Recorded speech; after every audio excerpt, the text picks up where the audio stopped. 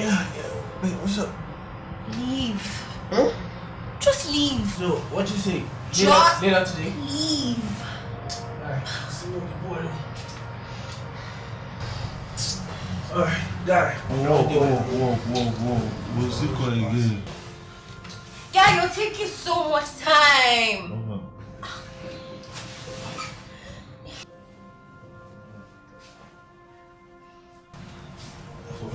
Yeah, just leave already.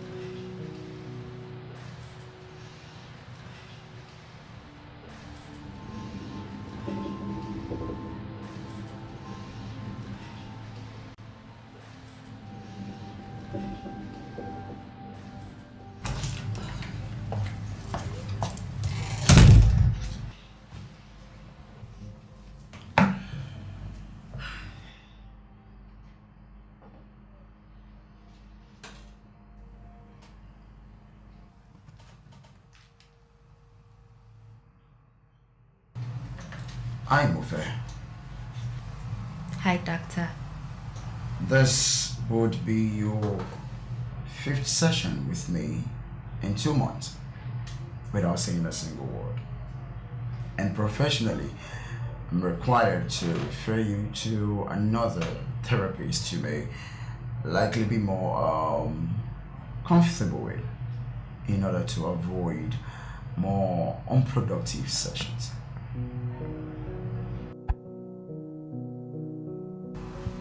Tell me, Doc, can you keep a secret? Of course, I'm professionally bound to. I think I have a condition. Let's call it a weird desire for something really dark from a shameful past. A very shameful, weird desire. And that would be? My compulsive and uncontrollable urge for sex. And before you judge me. No, of course I won't. Oh, you would if you knew the whole story. How about you tell me from the very start? I am a product of a shameful past. And in the process, I think I killed my uncle.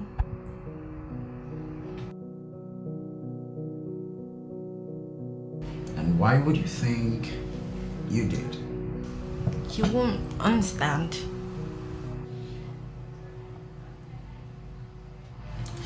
How about you make me?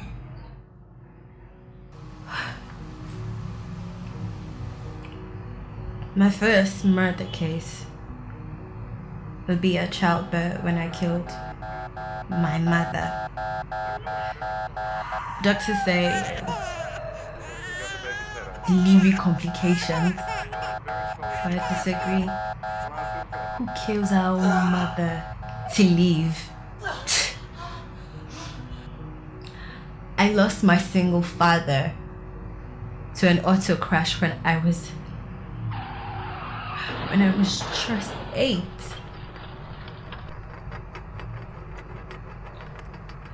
That whole experience was a trauma to a child. I watched my whole world crumble right in front of me.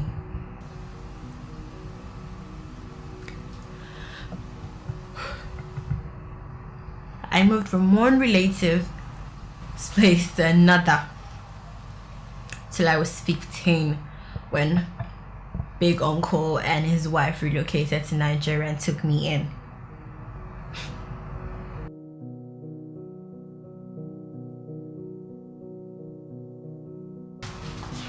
This family became my new home, and for the first time in forever, I didn't feel like a stranger.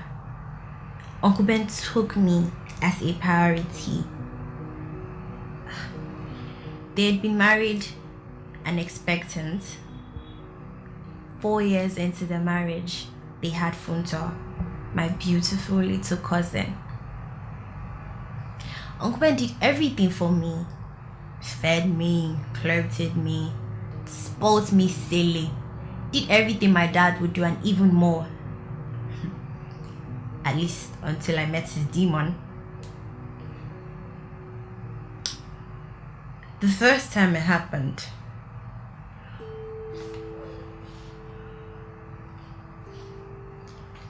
It's okay, Mofe. You can talk freely. Let it out.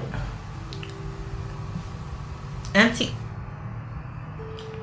had gone on her usual trips, and he came home late.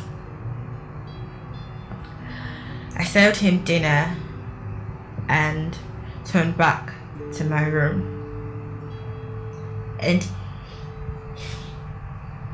he made a funny comment on my butt. He said, "See my Mofe, you're now having the right flesh in the right places, especially from the back." We laughed about it, and I turned back to my room. Later that night,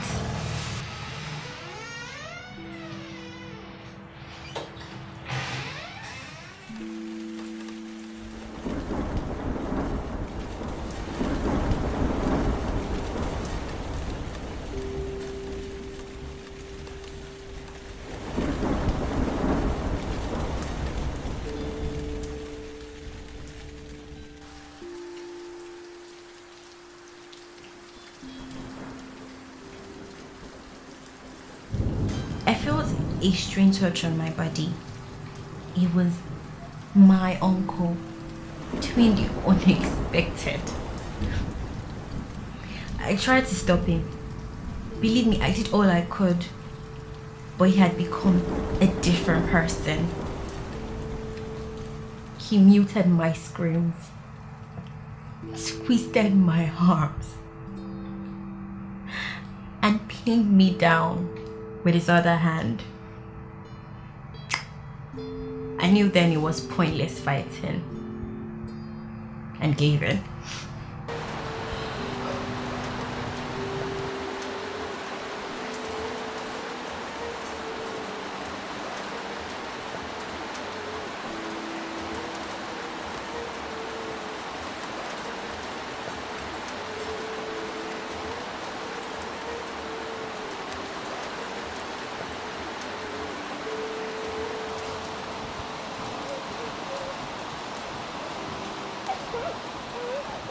Of all my life experiences, this has been the most horrifying, especially to an already confused 15-year-old.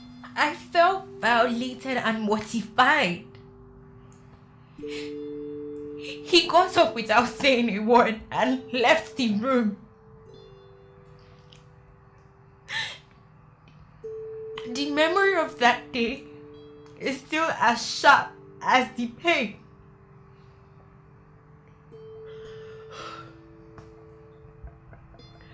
The next day, he acted like nothing happened. Had breakfast, left for work, and yes, he came back later that night.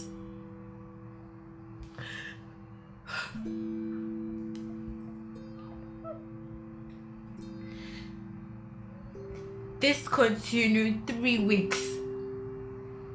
until Auntie Tino came back from her trip.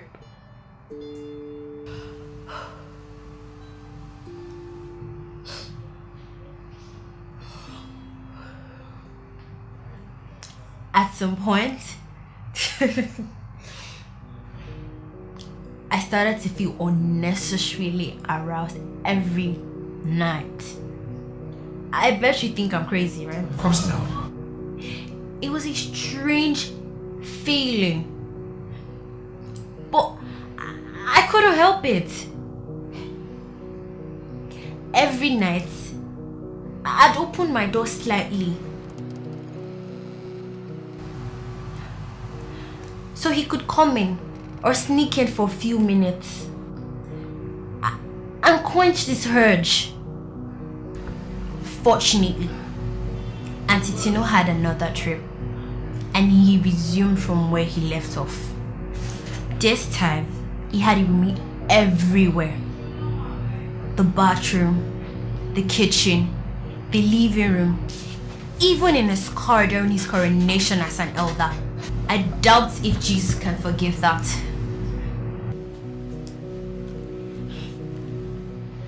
Some parts of me enjoyed it and even wanted more. Uncle Ben has successfully created a sex monster in me. Like, some part of me enjoyed it. I can't do this. No, it's okay, Mofe. Mofe?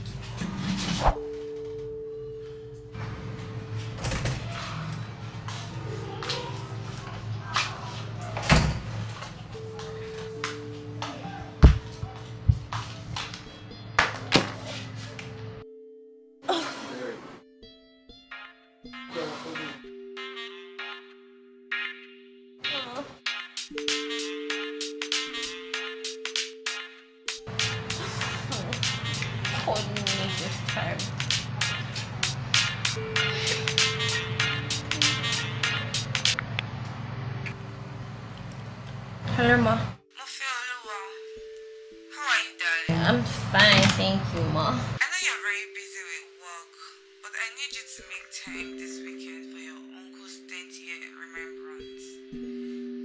I need my family around to honor his memory, and you know you were his favorite. Shogbo, come. What's it go, Ma? Okay, Ma, please extend my greetings to Fonto. Alright, darling. See you this weekend. Alright, Ma. Bye.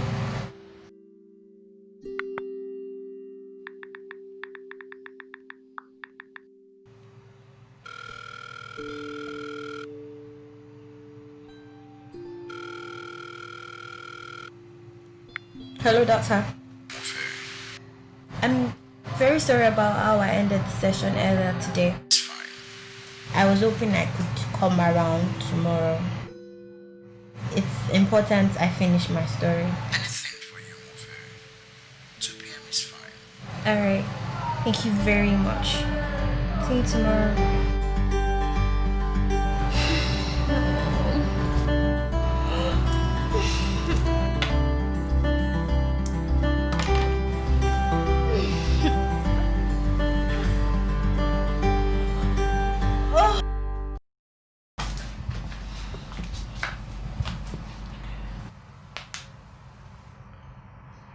Hi, Mofe. Hi, Doctor. I must say, it feels good to see you again. Thank you. You know, we're just about a few more steps away from unburdening and breaking free. And if only we can get to the root cause and do this once and for all. So, Mofe, I'm ready when you are. What Uncle Ben and I had was interestingly weird. At some point, my sexual appetite was insatiable. I didn't know if it was right or wrong, but somehow it was always there to quench this urge.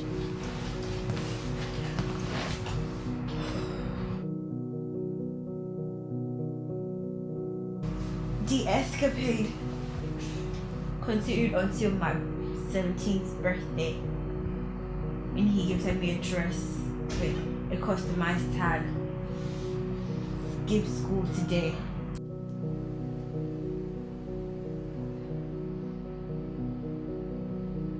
He wanted to share my day with me, and I naively adhered to his words, and all his plans were in order. I told Auntie to know that he was staying on and offered to drop me off in school. In no time, he began. We went on rounds and rounds, but I wanted more. He wanted to stop, but I couldn't deny my cravings. One more round, I said, just one more round.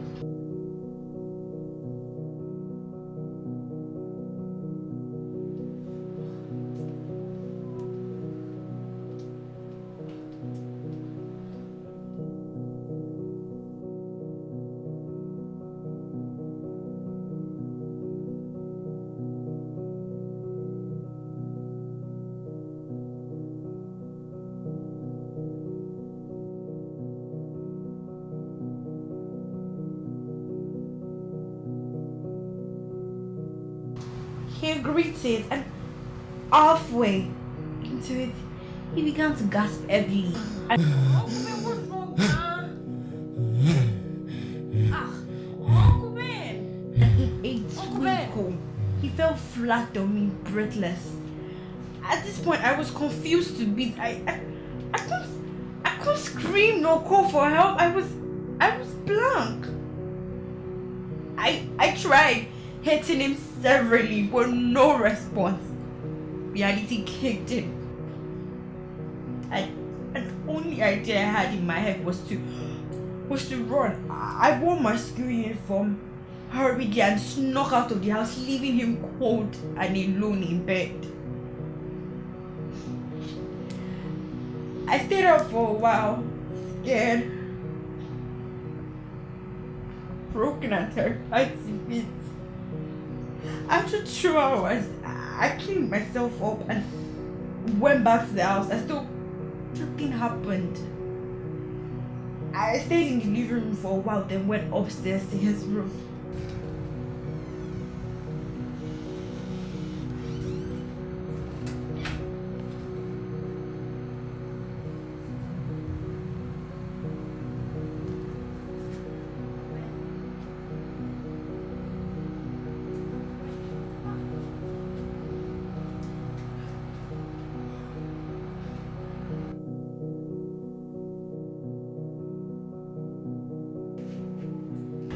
Dragged him closer, sprinkled water on his face, and did all this to alter the sin. I ran out to call on our neighbors, and after a few minutes, I also called Auntie Tina over the home line. In about 20 minutes, the ambulance arrived and took him to the clinic where he was pronounced dead on arrival. Dr. Bayo, I have carried this burden in my heart for 10 years now. Daddy changed everything, and my birthday is a yearly reminder of everything I have tried to forget. He would have stopped and be alive if I didn't forcefully make him go those stupid extra.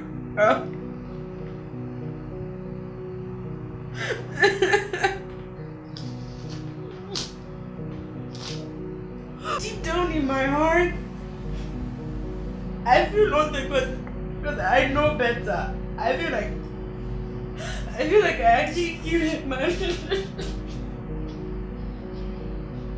And this is the second time in a row. I feel responsible for the death of 2 people. First my mom, and now Uncle Ben. All on my birthday. Because he didn't do what he enjoyed, and having made me a pathetic nymphomaniac. Now, as we're moving forward, it's not moving forward for me either. No man has been able to quench this urge. Believe me, I have tried. And I am still trying. Marwan says I should come home for his 10th remembrance. And this I have avoided for 6 years now. And now I feel I should say something. And I feel at least relieve myself of this grief and guilt. Like maybe I can move forward too. I alone know what happened that day, and I desperately want to be free. So tell me, doctor, if I share this horrible secret, what are my odds? If I tell everyone about this secret,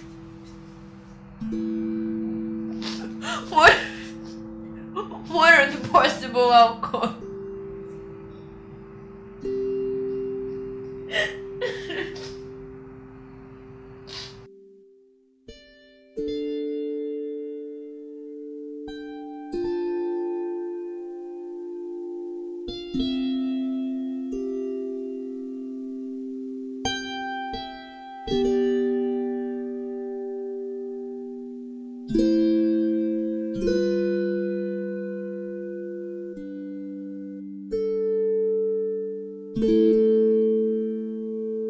you.